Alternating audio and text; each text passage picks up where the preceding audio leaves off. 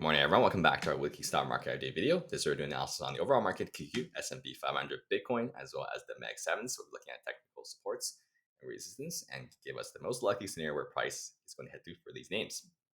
And before we get into the technical charts, let's go through the data, sector data, sentiment data, dark pools. We have a jam pack of dark pools this week, as well as earnings. And we're looking at economic data. So sector data wise, technically speaking, it's a rotational week, but the biggest weightings, XLK, XLF, XLV, which is the healthcare, financial, and technology sector, is not really performing, right? We have biggest name down 4.8, technology down 1.1, XLV flat. So just these three alone is already like 40 to 50% of the S&P 500. I don't know forgot the exact number. They always shift because of the names. But just these three names, if they're not performing, SPY's not going to go up. We'll see that in the charts as well for the Qs a little bit later. And in terms of AI sentiment data, right? Sentiment data, we are just in historical averages, is not really helping us. This only helps us when it's in the extremes, in the bull side or the bear side. Helps us potentially be more of a contrarian trader here, but nothing this week. There's earnings. We do have a little bit of Walmart coming in. Shows a little bit more of an economy, but most of the big names, Mag 7s, are already reported. So if you're in any of these, just take a screenshot. All right, so take a look at dark pools. So we have Semiconductor PSI ETF. Semiconductor is essentially the fuel for the market and leads pretty much the Qs up.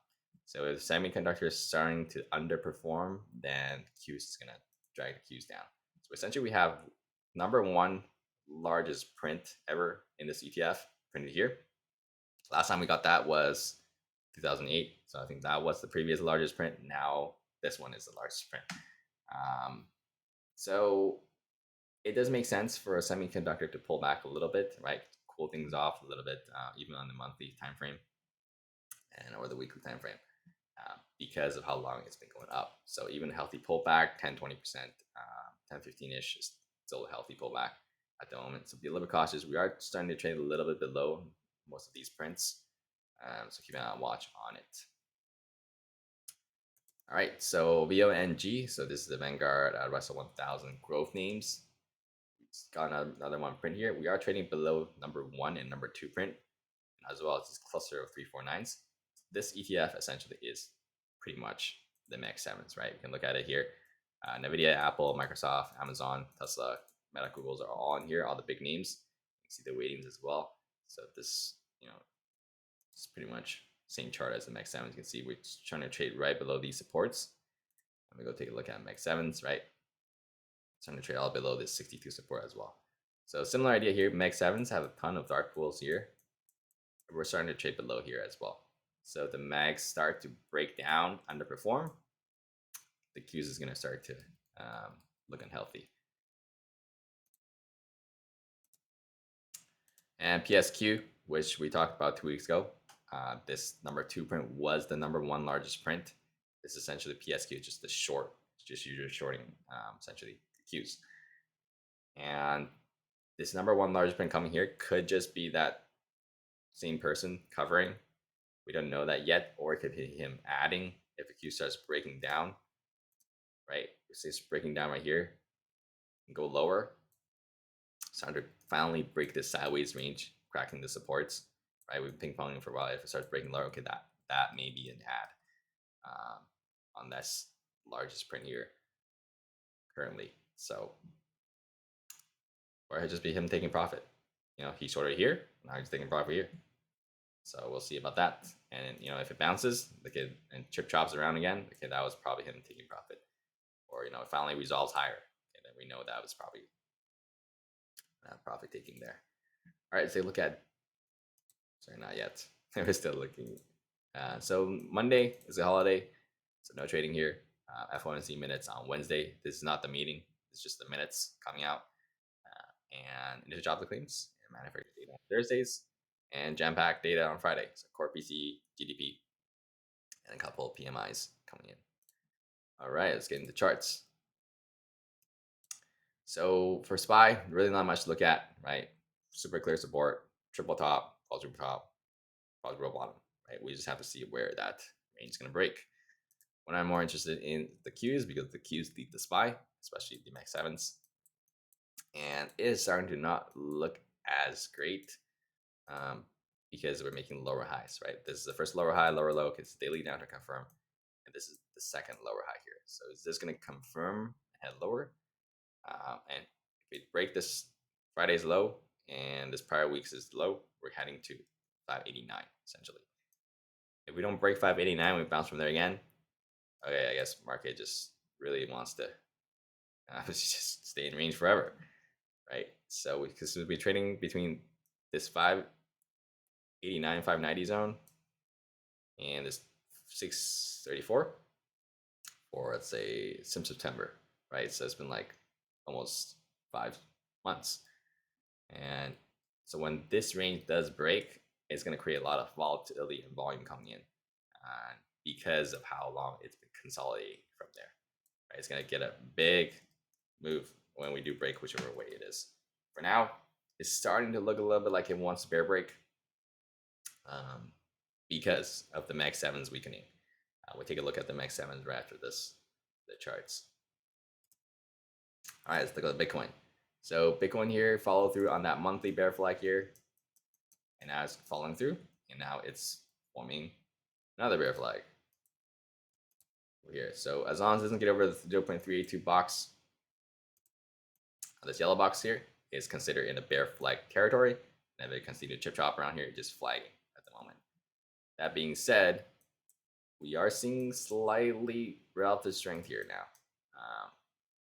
On Thursday and Friday, market wasn't that strong. You can see Bitcoin outperforming being green. So this is the first time bull showed up here. Big enough move, creates enough space for a potential higher low.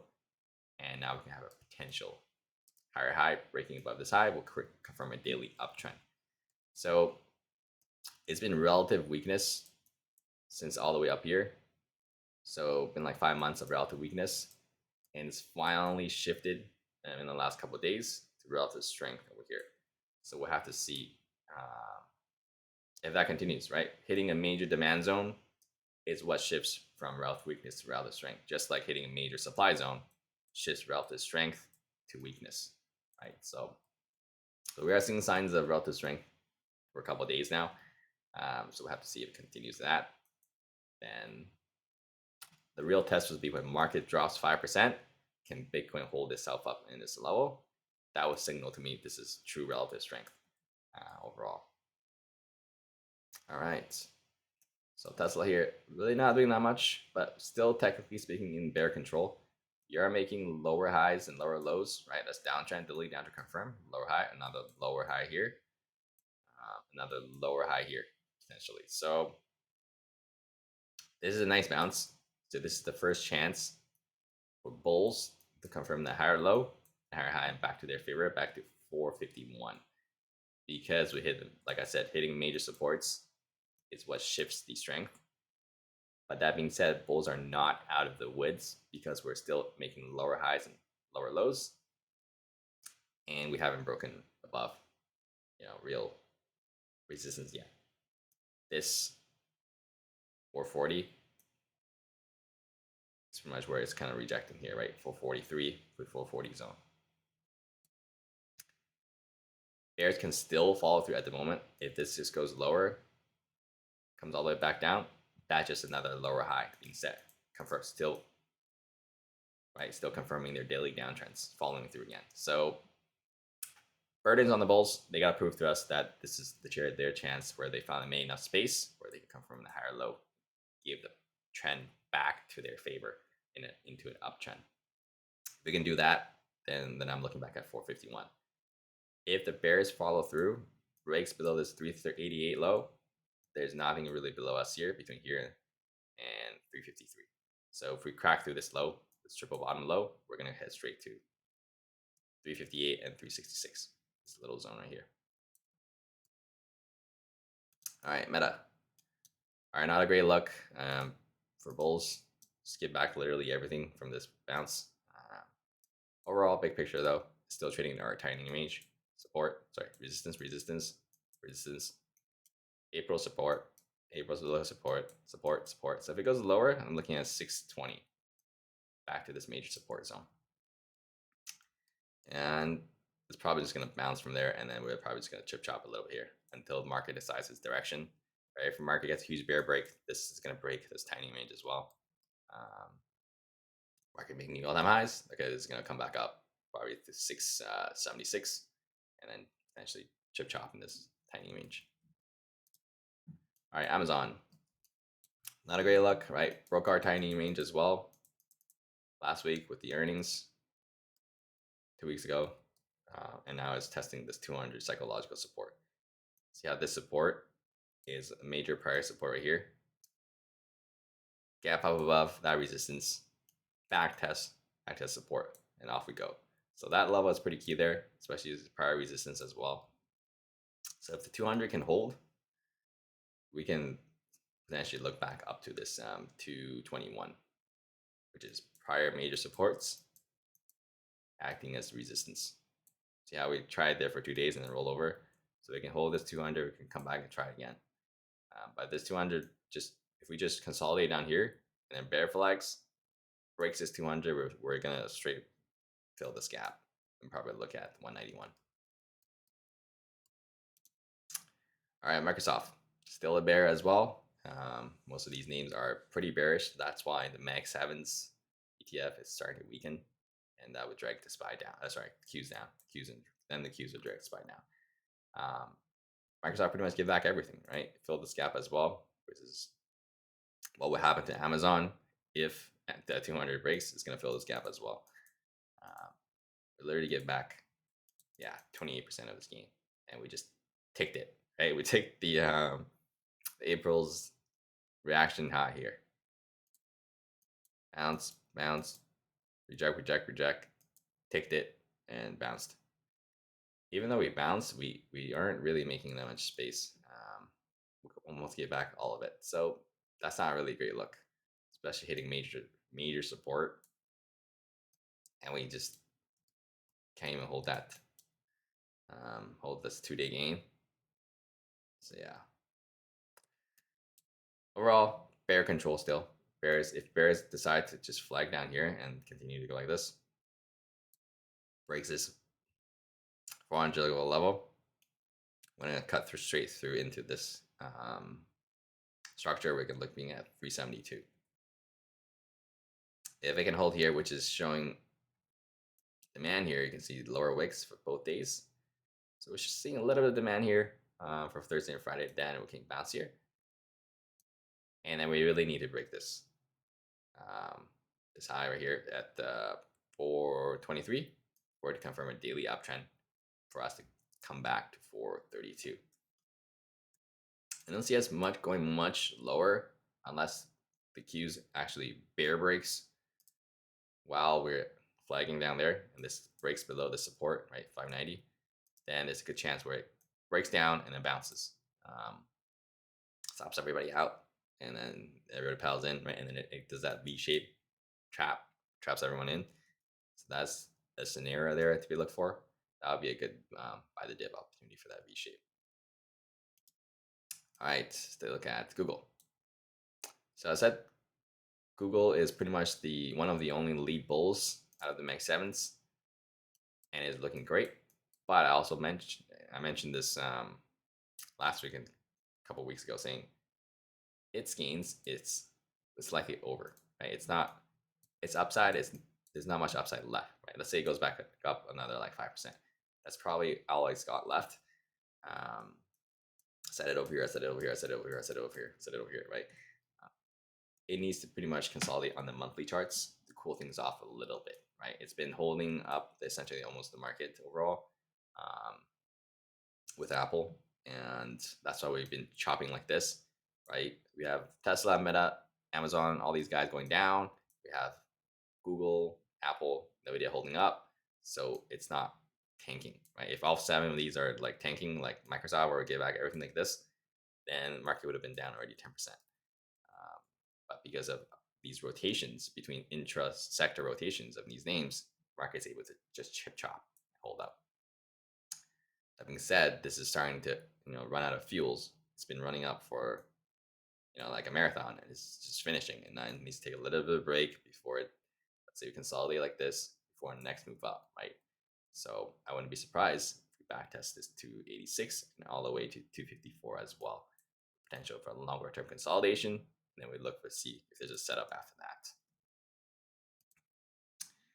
And Apple. So not that great of a look, but it's just kind of trading in that tiny range, right? Very clear tiny range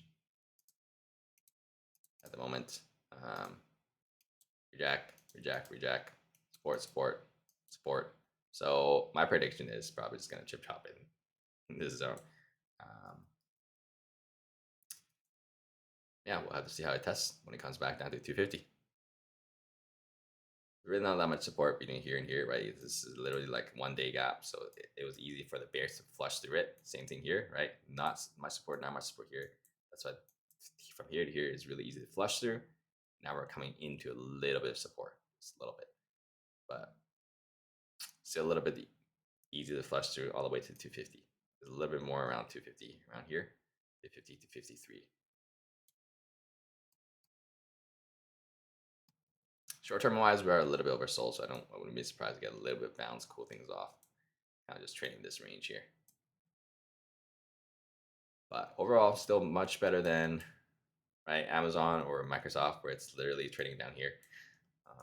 So, but you can have the same argument if these guys starts rolling over. So if the market can hold up, if these guys starts to roll over, and the weaker ones start to show up a little bit more, right? Gets rotation back to them, right? People are buying the dip, and it's becoming a bigger, longer term tiny range. So we'll have to see if we get intra tech rotation. All right, let's look at Nvidia.